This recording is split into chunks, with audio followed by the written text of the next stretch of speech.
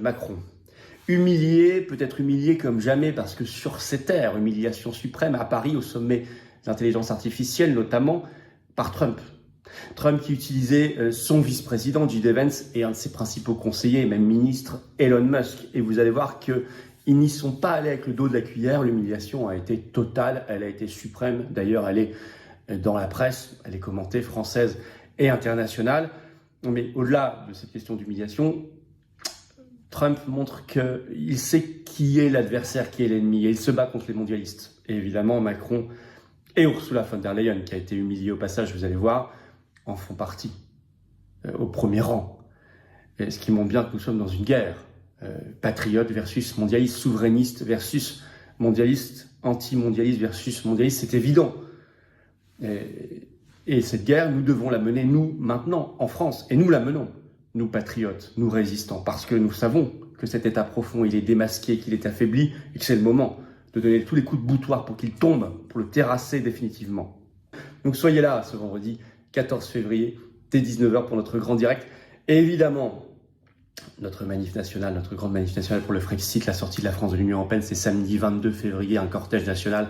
Rendez-vous Paris dès 14h, place du Palais Royal. Soyez là, soyez là, soyez là, tout le monde sera là. Il faut briser nos chaînes, c'est l'année 2025 qui n'est pas comme les autres. C'est l'année où tout change, c'est l'année où les choses s'accélèrent, où le système est mis à nu, où il faut le faire tomber. Par toute action, et pas une action magique, mais toute action au quotidien construit notre libération de Français libres pour notre souveraineté, pour le Frexit. Soyez au rendez-vous. À Paris, Trump fait subir à Macron l'humiliation suprême. Alors, évidemment, utilisant ses plus proches au sommet de l'intelligence artificielle, J.D. Vance, qui est le vice-président donc américain de Trump, lance un avertissement très clair à Macron et à Ursula von der Leyen, qui était présent sur scène quand il a dit tout ça. Ce qui humilie au passage ces gens-là. Même France Inter, dans un long article ce 11 février, était obligé de reconnaître, je cite, au sommet de l'IA, intelligence artificielle, J.D. Vance jette un froid. Alors évidemment, il le fait sur autorisation et je dirais même sur demande de Donald Trump. France Inter évoque un face-à-face glacial face à Macron et, je cite, un discours de J.D. Vance, vice-président américain, très offensif au Grand Palais, là où avait lieu le sommet de l'IA. Alors, notamment, très intéressant, un discours pour la liberté d'expression, contre la censure et contre spécifiquement le règlement européen DSA de censure. Devant un Macron et une Ursula von der Leyen, si vous avez vu la scène, je l'ai partagée, qui étaient assis à côté sur scène et qui à ce moment-là regardaient leurs chaussures. Tellement ils étaient gênés. Je vais vous citer un extrait de ce qu'a dit à ce moment-là J.D. Vance contre le règlement DSA. Les États-Unis ne l'accepteront pas, dit-il, c'est mauvais pour eux, mais aussi pour vos pays. C'est une chose, ajoute-t-il, de protéger un enfant des prédateurs pédocriminels. C'en est une autre d'empêcher un adulte d'accéder à une opinion qui va à l'encontre de son gouvernement. Et il ajoute, je connais toutes ces réglementations contre soi-disant la désinformation. Il dit, nous nous battrons pour la liberté d'expression. Je trouve que l'exemple qu'il a donné, c'est-à-dire, voilà l'objectif officiel, protéger les enfants, enfin tout le monde est d'accord, voilà la réalité, c'est qu'on empêche les adultes de partager des opinions qui sont contraires à celles du gouvernement, à l'idéologie dominante. Alors, J.D. Vance, il a un peu aussi rendu la monnaie de sa pièce à Macron, parce que certes, il avait été accueilli à l'Élysée par les Macron, mais lors du dîner le soir qui était à l'Élysée, il n'avait été accueilli par personne, on le voyait un peu erré, un peu perdu, il connaissait mal les lieux. Bon, ça se fait pas. Je dis pas que Macron devait lui-même le réaccueillir, mais enfin, il aurait fallu quand même, pour quand même le protocole, qu'il soit accueilli par quelqu'un. Ça n'a pas été le cas. Bon, je crois que c'était une petite humiliation qu'il voulait lui faire subir. Il a répondu 100 fois plus fortement le lendemain. La riposte ne s'est pas fait attendre. Il a même ajouté publiquement, c'est repris par les agences de presse, qu'il est venu en fait, je cite, pour le bon vin gratuit à ce sommet. Voilà. Alors d'ailleurs, il n'y a pas que cela. Lors du dîner à l'Élysée le soir, il est parti très tôt, n'attendant même pas les discours.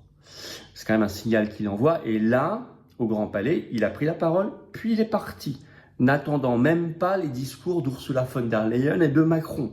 Donc ça aussi, c'est très bien ce qu'il fait.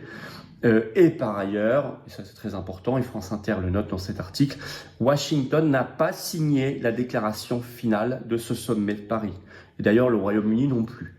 Ça, c'est un message ultra clair.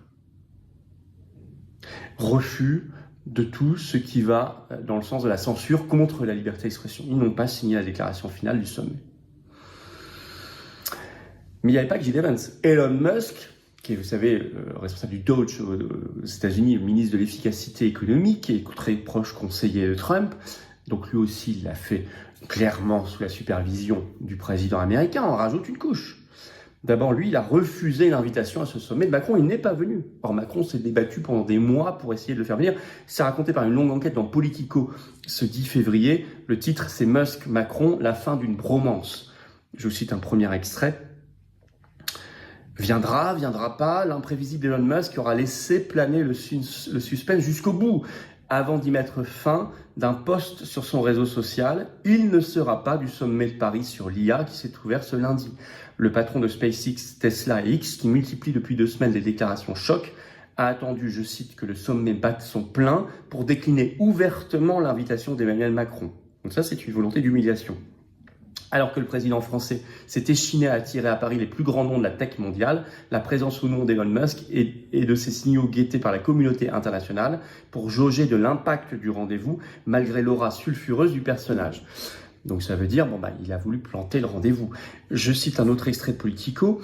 Là, fatigué, Elon Musk, nouveau patron de la Commission pour l'efficacité gouvernementale, Doge, auprès du président américain Donald Trump, ne semble guère payer en retour les multiples attentions dont il a fait l'objet de la part du président français Macron. Ces dernières semaines, les relations entre les deux hommes se sont même sensiblement dégradées, au point que la présidence française ait sous-pesé le pour et le contre de sa venue, d'après de multiples sources interrogées par Politico dans cet article. Et c'est pas terminé, puisque en fait Musk fait aussi payer à Macron ce qu'il avait déclaré lors de sa conférence aux ambassadeurs. J'avais fait une vidéo sur cette conférence aux ambassadeurs. C'était le 6 janvier dernier, quand Macron avait reproché à Elon Musk d'être, je cite, à la tête d'une internationale réactionnaire. Bon, vous pouvez pas à la fois vouloir séduire quelqu'un, l'inviter, etc., et en même temps quasiment l'insulter à côté, en tout cas le traiter publiquement. Voilà. Ce qui montre encore une fois quand même à quel point c'est fou que certains parlementaires refusent la destitution de Macron quand on voit ça. Enfin, je veux dire, on est quand même dans un niveau, et tout le reste, de nullité et de perversion qui est quand même contre la France, qui est quand même assez hallucinant. Ça fait plusieurs fois ces derniers mois que Elon Musk humilie Macron, c'est rapporté par cet article de Politico. Je vous cite un dernier extrait. L'homme d'affaires, donc Musk, avait été déjà l'invité d'Emmanuel Macron en mai 2023 à l'occasion du sommet Choose Friends, censé attirer les investissements étrangers. Musk, qui était arrivé à l'Elysée à bord d'une Tesla, devait échanger avec le président français concernant l'implantation prochaine d'une usine de sa marque automobile. Au sortir de la réunion, Musk avait annoncé que Tesla ferait des investissements significatifs en France. Travaillons ensemble, avait renchéri Macron dans un message posté sur Twitter à l'adresse d'Elon Musk. Les investissements n'auront finalement pas lieu. Voilà. Alors que, précise Politico, Emmanuel Macron pensait avoir, je cite, une relation spéciale avec Elon Musk. 3 petits points. Il est rattrapé par le réel. Musk, comme Jill Evans, comme Trump, considèrent qu'ils ne sont pas du même camp.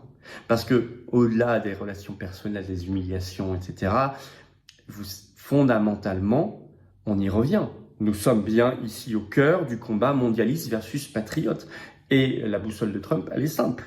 Avec ses intérêts américains, lui, qui ne sont pas forcément du tout les nôtres. Mais elle est simple, elle est claire. Et c'est pour ça qu'elle est intéressante pour nous. C'est de mettre à bas l'État profond. On le voit avec la fermeture du USAID. En ce moment, j'ai fait des vidéos là-dessus. Et tout le reste. Et il y aura beaucoup de choses encore qui vont venir. C'est une guerre à mort contre ce système oligarchique mondialiste. Et Macron en fait partie. Et Ursula von der Leyen en fait partie.